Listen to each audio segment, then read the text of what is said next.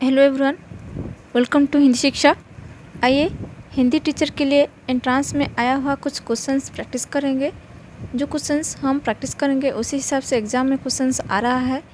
ये जो क्वेश्चंस आप देख रहे हैं ये BHET एंट्रांस क्वेश्चंस है, ठीक है। यदि हम प्लानिंग अनुसार syllabus wise and previous questions यदि प्रैक्टिस करेंगे तो एग्ज़ाम के समय हमको आसान हो जाएगा, ठीक है। तो क्लास शुरू करने से पहले क्लास को ज़्यादा से ज़्यादा शेयर कीजिए ताकि सारे स्टूडेंट्स जान पाएंगे। चलिए फर्स्ट क्वेश्चन देखेंगे क्या है। देखिए, इनमें से निर्गुण धारा के कवि कौन थे? देखिए, सूरदास सगुण धारा के कवि, तुलसीदास राम भक्ति शाखा के कवि, वो भी सगुण धारा के कवि, कुहनदास वो भी सगुण धारा के कवि, लेकिन कबीरदास ये निर्गुण धारा के कवि, ठीक है। तो राइट आंसर क्या है? कबीरदास। तो कबीरदास निर्गुण धारा के कवि थे। नेक्स्ट जाएंगे। नेक्स्ट क्या है? निम्न में से प्रमुख व्यंग्यकार कौन है? हरिशंकर परसाई, नेमिचंद्र जैन, जयशंकर प्रसाद, यशपाल। देखिए, इनमें से जो प्रमुख व्यंग्यकार कवि है वो है हरिशंकर परसाई। नेक्स्ट क्या है? निम्न में से सही शब्द क्या है? इनमें से सही शब्द, देखिए, इनमें से सही जो शुद्ध शब्द है वो है ए ऑप्शन में जो है मुँह, ये है सही शब्द। नेक्स्ट, इनमें से आदिकाल के एक कवि का नाम बताइए। देखिए, कबीरदास भक्तिकाल के कवि, बिहारीलाल रीतिकाल के कवि, तुलसीदास ये भक्तिकाल के कवि, लेकिन चंद्रवरदाई ये किस काल के कवि है? आदिकाल के कवि, ठीक है। तो चंद्रवरदाई जो पृथ्वीराज रासु रचना किए थे चंद्रवरदाई ने, तो चंद्रवरदाई आदिकाल के कवि। नेक्स्ट हम जाएंगे। नेक्स्ट, इनमें से हर्ष का विलोम शब्द क्या है? हर्ष का विलोम शब्द, हर्ष का मतलब क्या है? आनंद, प्रफुल्लित, आनंद जिसको हम कहते हैं। तो हर्ष का क्या होगा? विषाद होगा। तो राइट आंसर क्या है? विषाद। नेक्स्ट जाएंगे। देखिए, पद्मावती किसकी रचना है? जायसी, मीराबाई, कबीरदास, तुलसीदास। इनमें से पद्मावती किसकी रचना है? देखिए, कबीरदास तो बीजक ग्रंथ रचना किए थे, ठीक है, और तुलसीदास रामचरितमानस, लेकिन पद्मावती किसने किए थे? मीराबाई तो नहीं है। तो पद्मावत जायस ने ही रचना किए थे, ठीक है। ये कि सूफीवाद के कवि, प्रेम शाखा के कवि जायसी।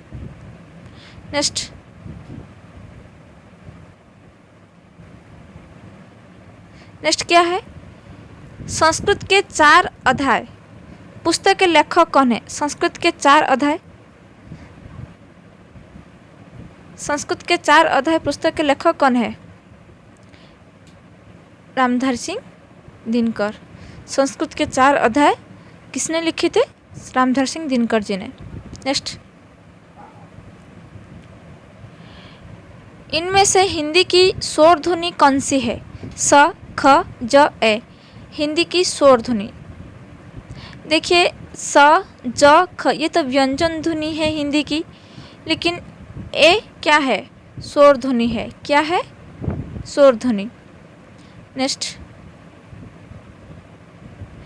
सूरदास की कविता में किसकी जिक्र नहीं है? देखिए, सूरदास जी ने अपने कविता में राधा का वर्णन भी किए हैं, कृष्ण की वर्णन भी किए हैं, उद्धव की वर्णन किए हैं, लेकिन पद्मावती वर्णन नहीं किए हैं। तो राइट आंसर क्या होगा? पद्मावती। नेक्स्ट पित्रादेश। पित्रादेश किस संधि का उदाहरण है? देखिए, यदि हम पित्रादेश को विग्रह करेंगे, यदि हम संधि विच्छेद करेंगे तो क्या होगा? पितृ। पितृ धन आदेश, पित्रादेश। ठीक, तो पितृ धन आदेश पित्रादेश तो रा होची ना, तो ये कौन मतलब पित्रादेश जो है ये रा का उच्चारण होता है, हो रही है। ठीक है, तो ये जो रा का उच्चारण हो रही है तो ये कौन सी संधि में है? गुण या यण, अयादि या बुद्धि स्वर संधि? देखिए यहाँ पर राइट आंसर होगा यण स्वर संधि। क्या है? यण स्वर संधि। ठीक है, नेक्स्ट यहाँ पर देखिए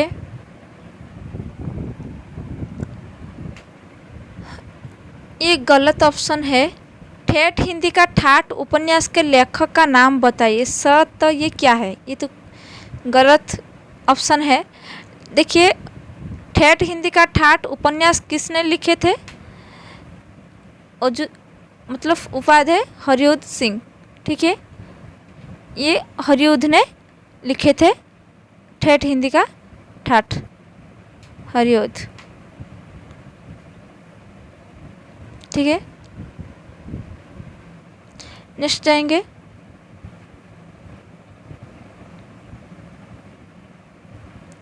प्रत्यय से बने शब्द का उदाहरण कौन सा है? इनमें से प्रत्यय बना है। देखिए, अनुग्रह में तो अनु उपसर्ग है, अनुपसर्ग है, अनुयायी में अनुपसर्ग, लेकिन प्रत्यय तो प्रत्यय से बने प्रत्यय ही है। तो राइट आंसर क्या होगा? प्रत्यय। लुटेरा शब्द में प्रत्यय की पहचान करें। लुटेरा, लूट युक्त मतलब लूट धन एरा, लुटेरा। तो यहाँ पर कौन सी प्रत्यय होगा? एरा, लूट धन एरा, लुटेरा, लूट धन एरा, लुटेरा। नेक्स्ट, अक्षरों का महत्व निबंध के लेखक कौन है? अक्षरों का महत्व किसने लिखे थे? राइट आंसर क्या होगा? गुणाकर मुच्चे। गुणाकर मुच्चे अक्षरों का महत्व निबंध लिखे थे।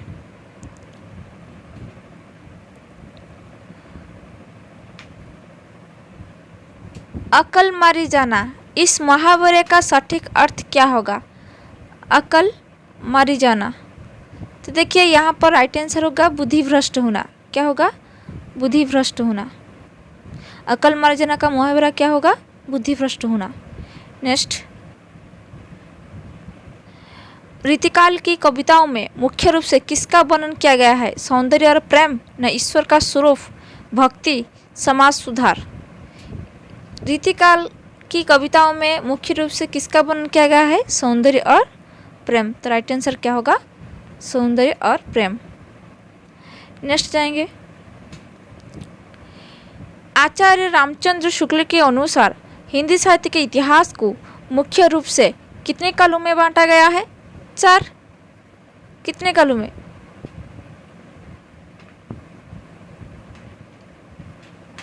नहीं, 4 नहीं है। आचार्य रामचंद्र शुक्ल के अनुसार हिंदी साहित्य के इतिहास को मुख्य रूप से कितने कालों में बांटा गया है?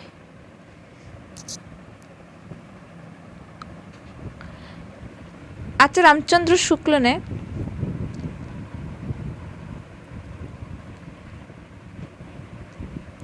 हिंदी साहित्य के इतिहास को 2 भागों में ही बांटा है। तो राइट आंसर क्या होगा? 2। इनमें से सही बर्तन वाला शब्द क्या है? सही बर्तन क्या है? देखिए यहाँ पर सही शब्द जो है वो ईर्ष्या ही है। नेक्स्ट, महादेवी वर्मा ने इनमें से किस काल की कवियत्री है? छायावाद, भक्तिकाल, समकालीन, प्रयोगवाद। देखिए यहाँ पर जो छायावाद में 4 स्तंभ है वो कौन है? जयशंकर प्रसाद, सुमित्रा नंदन पंत, सूर्यकांत त्रिपाठी निराला, महादेवी वर्मा। ये 4 स्तंभ है छायावाद में। तो इनमें से महादेवी वर्मा जो है छायावाद काल के कवियत्री है। नेक्स्ट, निम्न में से आनंद का पर्यायवाची क्या होगा? आनंद, खुशी, सहज, हंसी, वियोग। देखिए यहाँ पर आनंद का पर्यायवाची होगा क्या होगा? हंसी, सॉरी यहाँ पर आनंद का होगा खुशी, खुशी होगा। ठीक है। रीतिकाल के मशहूर कवि कौन है? नागार्जुन, बिहारलाल, मैथिली शरण गुप्त, पुष्पदंत। देखिए नागार्जुन, मैथिली शरण गुप्त ये तो आधुनिक काल के है। पुष्पदंत ये आदिकाल के कवि है। लेकिन बिहारलाल जो है वो रीतिकाल के कवि, मशहूर कवि बिहारलाल। नेक्स्ट, कवि पंत का प्रणाम क्या है?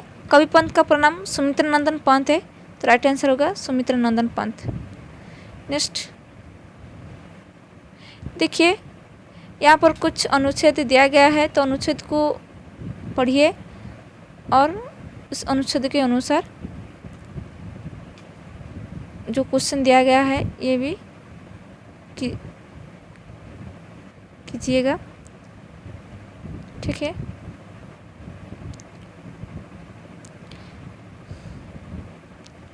उसके बाद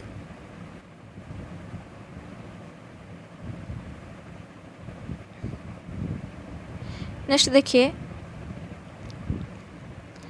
मैथिली शरण गुप्त की कविताओं में इनमें से कौन सी भावना प्रमुख रूप से व्यक्त हुई है? राष्ट्र भावना, ईश्वर प्रेम, मशीनों का विरोध, किसान जीवन की पीड़ा। तो यहाँ पर मैथिली शरण गुप्त की कविताओं में कौन सी भावना है? कौन सी भावना दिखने को मिलता है ना? राष्ट्रीय भावना। मैथिली शरण गुप्त की कविता में राष्ट्रीय भावना दिखने को मिलता है। दानवीर में कौन सी समास दिखने को मिलता है? दानवीर, देखिए दान में वीर। ठीक है, ये कौन सी समास है? दान में वीर, ये अधिकरण तत्पुरुष में, अधिकरण तत्पुरुष समास में है दानवीर। ठीक है। नेक्स्ट, छायावाद के प्रमुख कवियों में किसने अज्ञात प्रियतम के प्रति पट निवेदन किया है? तो अज्ञात जो है, अज्ञात प्रियतम के प्रति जो पट निवेदन किए हैं वो महादेवी वर्मा है। नेक्स्ट,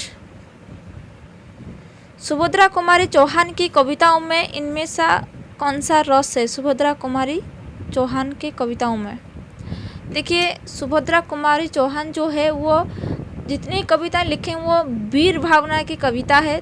तो इसीलिए उन्होंने जो उनकी कविताओं में वीर रस भी दिखने को मिलता है।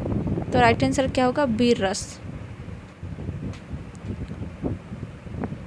उसके बाद ओठों से उच्चारित होने वाला व्यंजन ध्वनि कौन सा है? ओठों में उच्चारित ध्वनि क्या है? प, फ, व, भ। ठीक है, तो ये प जो है ये ओठों से उच्चारित होने वाला व्यंजन ध्वनि, क्योंकि न जो है वो अनुनासिक है, क कंठ में उच्चारण मतलब क जो है वो कंठ वर्ण है, स क्या है? उष्म वर्ण। नेक्स्ट हम जाएंगे,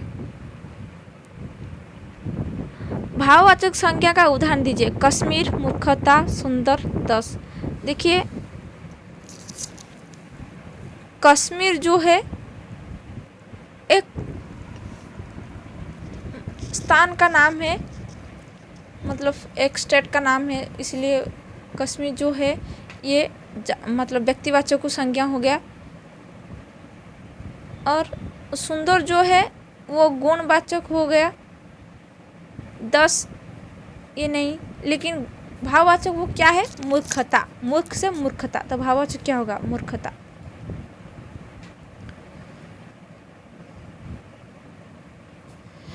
तुलसीदास की कविता में प्रमुख रूप से क्या व्यक्त हुआ है? तुलसीदास की कविताओं में देखिए, तुलसीदास की कविताओं में लोक मंगल की भावना दिखने को मिलता है, ये याद रखिए। तुलसीदास की कविताओं में प्रमुख रूप से लोक मंगल की भावना दिखने को मिलता है। नेक्स्ट, रामचरितमानस किस भाषा में लिखा गया है? रामचरितमानस, ये आपको पता है कि रामचरितमानस अवधी भाषा में ही लिखा गया है, ठीक है। नेक्स्ट जाएंगे,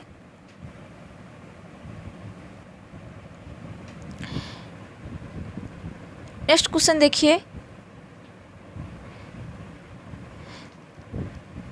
दशरथ सुत्ती हूँ लोक बखाना, राम नाम का मरम है आना। इस पंक्ति के लेखक कौन है? देखिए, दशरथ सुत्ती हूँ लोक बखाना, राम नाम मतलब इस दुहे में जो राम नाम जो आ गया, ये किसने किया था? दशरथ सुत्ती हूँ लोक बखाना, राम का मरम है आना, ये किसने कहा था?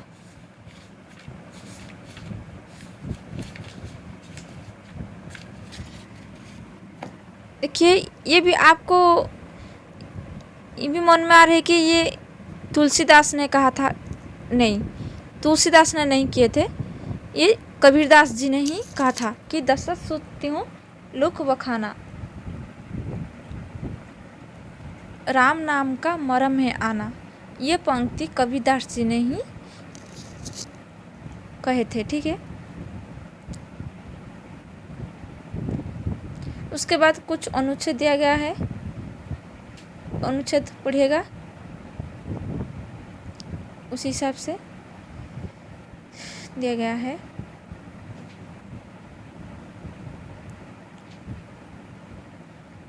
उसके बाद मुहावरा दिया गया है, घोड़ों पानी पड़ जाना। घोड़ों पानी पड़ जाना का मतलब क्या है? मुहावरे का अर्थ क्या है ना? घोड़ों पानी पड़ जाना का मतलब बहुत अधिक शर्मिंदा होना। राइट आंसर क्या होगा? बहुत अधिक शर्मिंदा होना। उत्कर्ष शब्द में कौन सा उपसर्ग जुड़ा हुआ है? उत्कर्ष, उत्कर्ष तन मतलब कौन सा उपसर्ग है? उत उपसर्ग है, उत उपसर्ग। नेक्स्ट, जिंदगी नामा उपन्यास की लेखिका कौन है? जिंदगी नामा किसने लिखे थे? कृष्णा सुबोधी। राइट आंसर क्या होगा? कृष्णा सुबोधी ने जिंदगी नामा लिखे थे।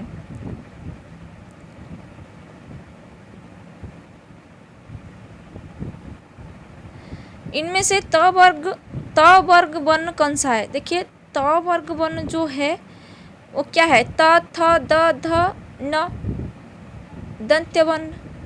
तो यहाँ पर क्या होगा? दंत्य वर्ण, ठीक है। तालव्य वर्ण च, छ, ज, झ, ञ, तो तब क्या कहते हैं? तालव्य वर्ण कहते हैं, जो कि च वर्ग। दंत, ठीक है। ओष्ठ्य प, फ, ब, भ, म, ओष्ठ्य प वर्ग। नेक्स्ट हम जाएंगे, प्लाट का मोर्चा किसका रिपुतार्ज है?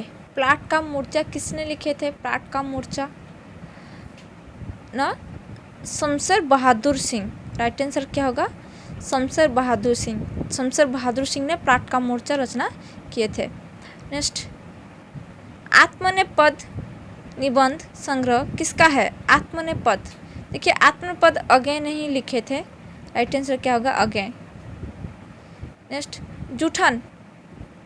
जूठन की रचनाकार कौन है? जूठन जो आत्मकथा लिखे थे वो कौन है? ओम प्रकाश वाल्मीकि।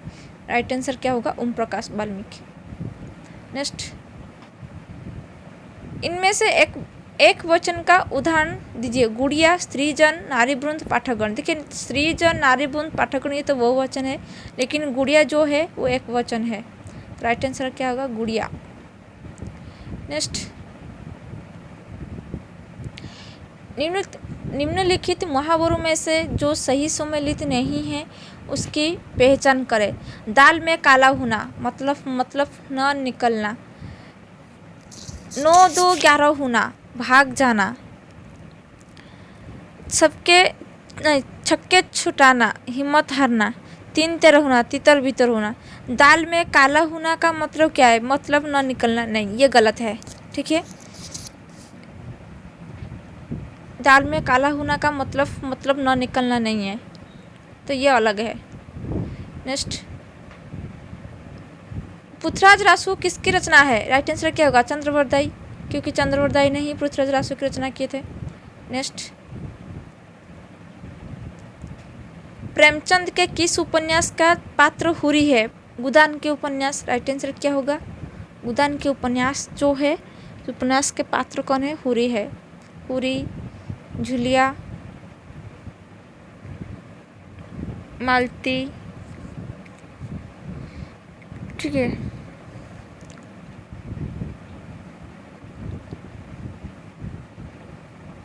नेक्स्ट, राम धीरे धीरे टहलता है, वाक्य में क्रिया विशेषण क्या है?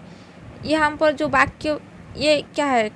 टहलता मतलब टहलता क्या है? क्रिया है, तो क्रिया को विशेषित कौन करता है? धीरे धीरे, तो धीरे धीरे क्या होगा? क्रिया विशेषण, ठीक है। नेक्स्ट,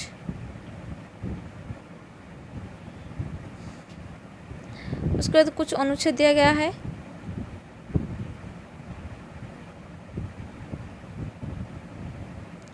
अनुच्छेद को पढ़कर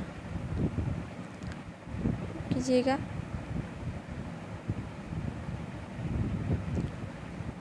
उसके बाद देखिए, सरहप्पा की रचना है।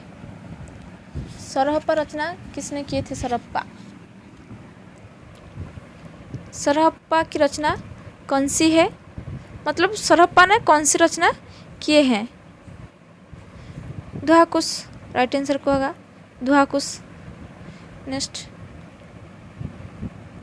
झगड़ालू में प्रयुक्त प्रत्यय पहचानिए। झगड़ धन आलू, झगड़ालू, तो राइट आंसर क्या होगा? आलू। नेक्स्ट,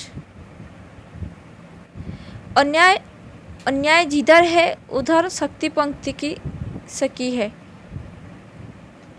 ओह, अन्याय जिधर है उधर शक्ति है, ये पंक्ति किसकी है? किसने लिखे थे? किसने लिखे थे ये सूर्यकांत त्रिपाठी निराला जी ने लिखे थे। तो राइट आंसर क्या होगा? सूर्यकांत त्रिपाठी निराला। लक्ष्मण की पत्नी उर्मिला को नायिका बनाकर किस कृति की रचना की गई है? यहाँ पर जो लक्ष्मण उर्मिला जो दिया गया है, ये कौन सी रचना में लक्ष्मण और उर्मिला के बारे में लिखा है? साकेत। राइट आंसर क्या होगा? साकेत। नेक्स्ट,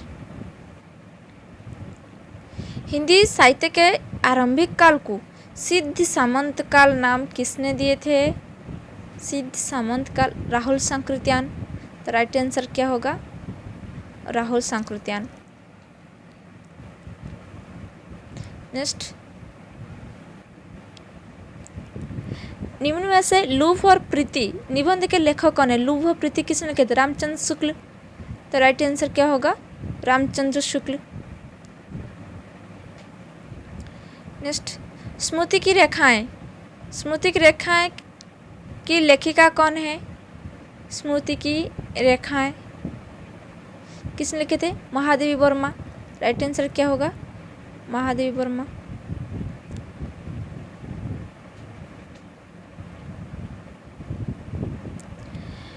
निम्न में से हर्ष स्वर कौन सा है? ए, ओ, ए, ई, ए। हर्ष स्वर, इनमें से हर्ष स्वर कौन है? देखिए, अ, ई, उ, अ, ई, ओ, रो, ये है हर्ष स्वर, तो यहाँ पर राइट आंसर क्या होगा? ओ। नेक्स्ट,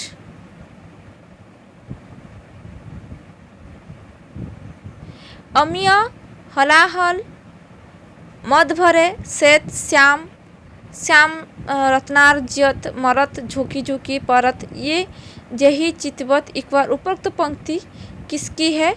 ये अमीय, हलाहल, मधभरे, श्वेत, श्याम रत्नार्जित, मरत, झोंकी झोंकी, परत, जही चितवत, इकबार। उपरोक्त पंक्ति किसकी है ना? ये पंक्ति रसलीन की है। किसकी? रसलीन। तो राइट आंसर क्या होगा? रसलीन। नेक्स्ट, निशा निमंत्रण गीत संग्रह किसके है? निशा निमंत्रण गीत, निशा निमंत्रण किसने लिखे थे? हरिवंश राय बच्चन। तो राइट आंसर क्या होगा? हरिवंश राय बच्चन। क्लियर। नेक्स्ट, वरवई नायिका भेद के रचयिता कौन है? वरवई नायिका भेद के रचयिता रहीम। राइट आंसर क्या होगा? रहीम। इनमें से कौन सी रचना नागार्जुन की है? तो नागार्जुन ने इनमें से कौन सी रचना की है? बादल को घिरते देखा है, रामदास की हत्या, कुमाऊँदी, प्रवासी के गीत। इनमें से नागार्जुन की कौन सी रचना है? बादलों को घिरते देखा है। नेक्स्ट, निम्न विकल्प में से पुल्लिंग शब्द कौन सा है? गोदावरी, महासागर, नीलगिरी, गंगा। देखिए, ये जो पुल्लिंग जो है ये महासागर ही पुल्लिंग है।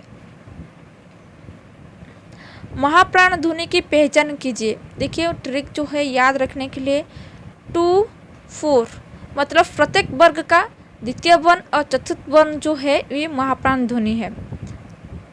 तो देखिए पहचान पाएंगे तो इनमें से देखिए ल, ट, ग, भ, इनमें से महाप्राण ध्वनि कौन है?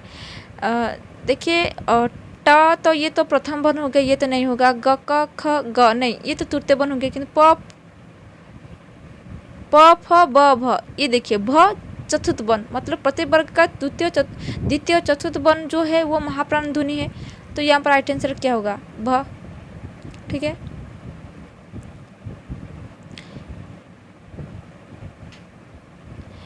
हिंदी के वर्ण किस लिपि में लिखे जाते हैं? राइट आंसर क्या होगा? देवनागरी लिपि में। नेक्स्ट, इनमें से कौन सा गधा का पर्यायवाची शब्द नहीं है? इनमें से गधा का पर्यायवाची शब्द नहीं है।